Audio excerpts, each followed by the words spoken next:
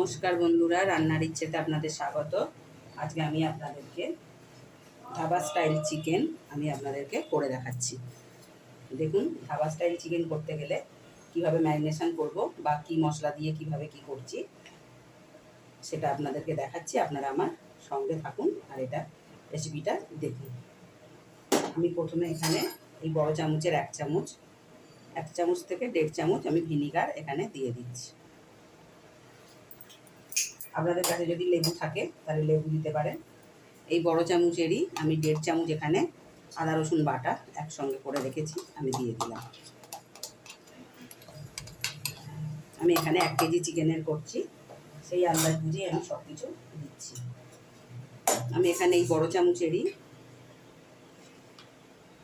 Half চামচ হলুদ গুঁড়ো দিয়ে দিলাম।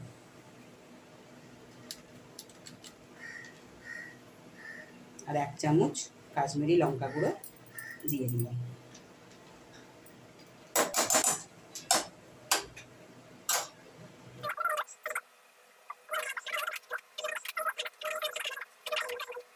এখানে কিন্তু আমি নুন দিলাম না, নুন দিলে কিন্তু জল বেরিয়ে যাবে, সেই জন্য আমি নুন দিলাম না।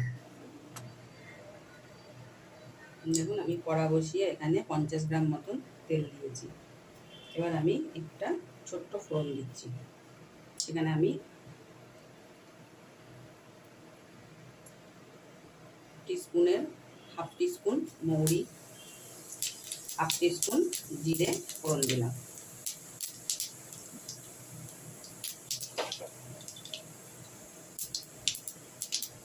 ফোড়নটা যেই লাল লাল হয়ে যাবে আমি পেঁয়াজগুলো দিয়ে দিচ্ছি। আমি এখানে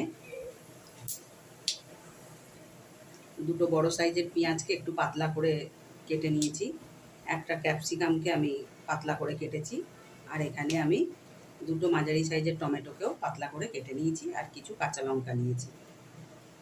আমি এবার পেঁয়াজগুলোকে এখানে দিয়ে দিচ্ছি।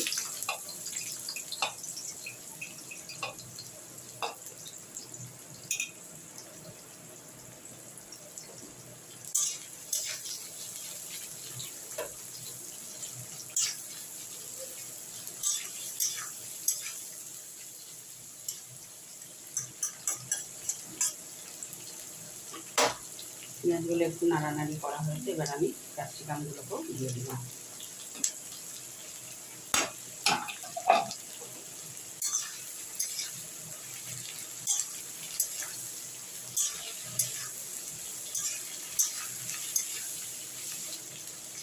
আমি সামান্য নুন দিয়ে দিলাম।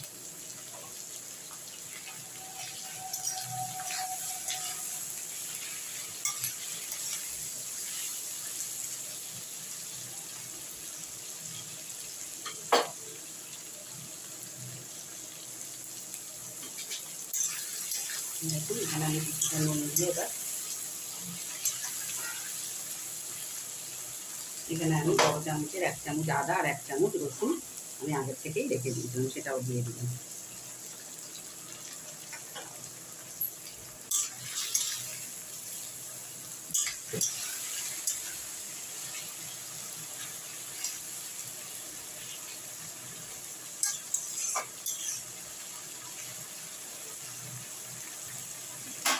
এবার আমি এখানে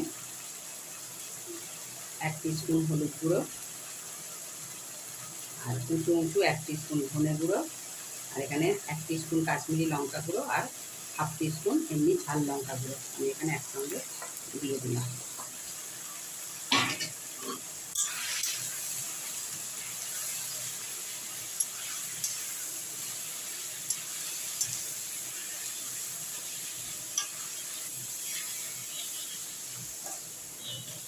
মশলাগুলো মেশানো হলেই আমি এখানে 1 চামচের বড় চামচের 1 চামচ আমি চালমগজ দিলাম। যেহেতু ধাবা স্টাইল, ধাবাতে কিন্তু চালমগজটাই একটু বেশি দেয়। আর এখানে আমি ছোটো চামচের 1 চামচ 1 টিস্পুন আমি কাজু বাদাম দিলাম।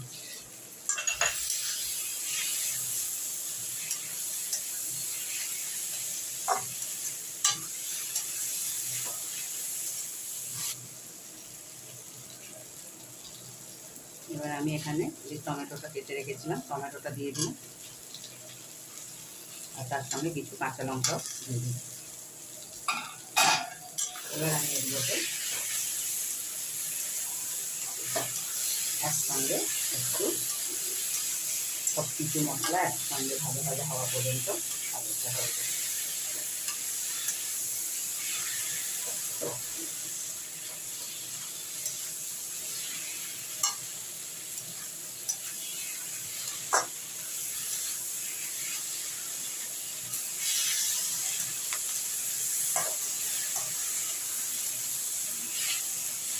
এখানে আমি এবার কিছুটা জল দিয়ে দিলাম। এইগুলো একটু সব কিছু একটু গলে যাওয়া পর্যন্ত আমি একটু অপেক্ষা করব।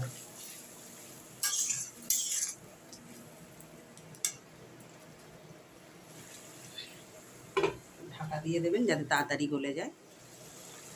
দেখুন আমি ঢাকাটা তুলে দিলাম। এবার অলরেডি জলটাও আমার শুকিয়ে এসছে আর এগুলো একটু সব নরম হয়ে গেছে। মিক্সির চারাতে তুলে নিচ্ছি। একটু ঠান্ডা হওয়া পর্যন্ত অপেক্ষা করে আমি এগুলোকে সমস্ত পেস্ট করে নেব।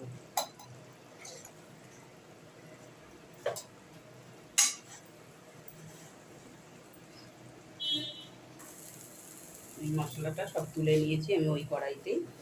আমি 3 টেবিল চামচ তেল দিলাম।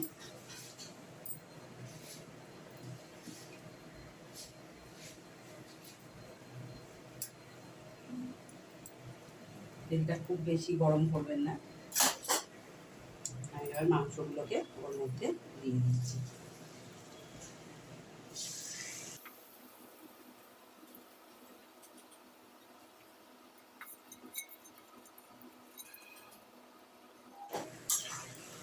মাংসটা কিন্তু এইভাবে একটু নাড়তে থাকবে।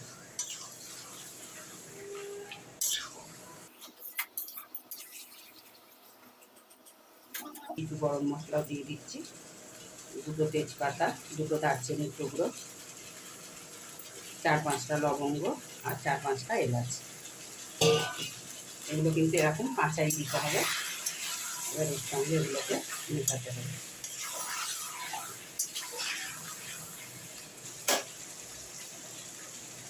গ্যাসের ফ্লেমটাকে একটু লো করে মাংসটাকে কষতে থাকুন।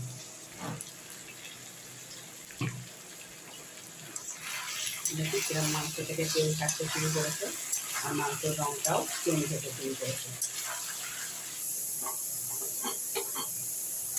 দেখুন সেরকম তেল বেরিয়েছে মশলা থেকে।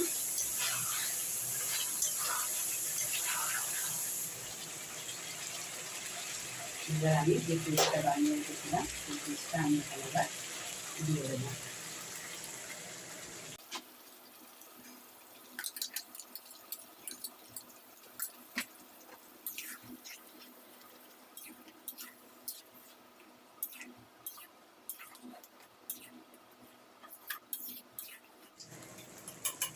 আর একেবারে কিন্তু এখানে মিক্সির হওয়া জলও দিয়ে দেবেন।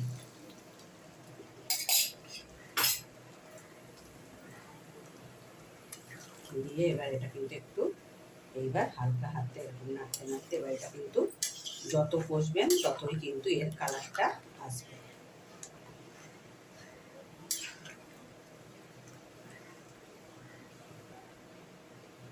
ধাবার কিন্তু এটাই হচ্ছে মশলা। এই মশলায় কিন্তু আপনারা একটা বেসিক মশলায় যে মশলাটা আমি কড়াতে করে এই যে পেস্ট করে দিলাম সেটা কিন্তু আপনারা পনিরও রান্না করতে পারবেন, আলুর দমও রান্না করতে পারবেন। সেই জন্যই এটা ধাবার স্টাইল। দেখুন এবার আমি সামান্য গোলমরিচ গুঁড়ো দিলাম।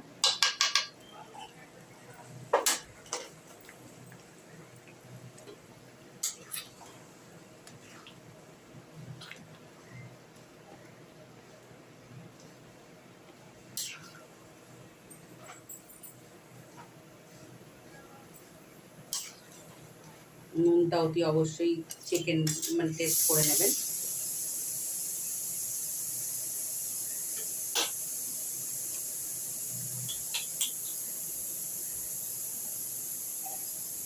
আমি এখানে আগেও নুন দিয়েছিলাম, এখানেও আমি একটু আন্দাজ মতন নুন দিয়ে দিলাম।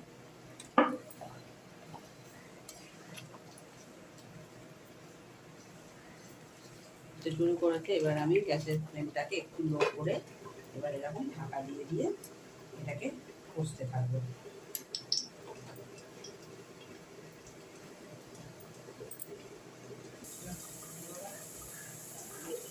দেখুন বন্ধুরা, আমি আবার গ্যাসের ফ্লেমটা একটু আস্তে করে দিয়ে আমি ঢাকনাটা তুলে দিচ্ছি।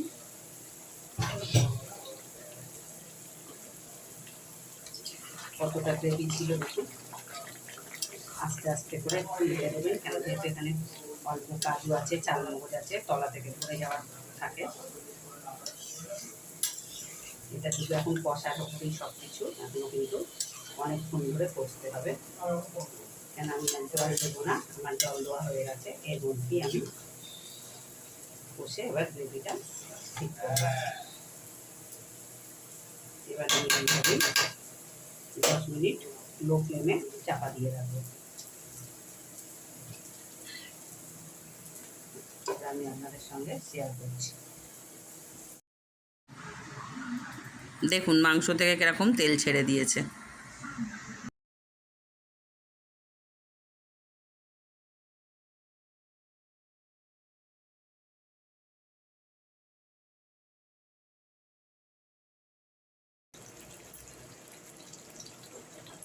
সামান্য একটু গরম জল দিয়ে দিলাম। দেখুন আমার একদম রেডি। আমি আবার উপর থেকে একটু ধনে পাতা ছিটিয়ে দিলাম। এবার আমি আপনাদেরকে পরিবেশন করে দেখাচ্ছি।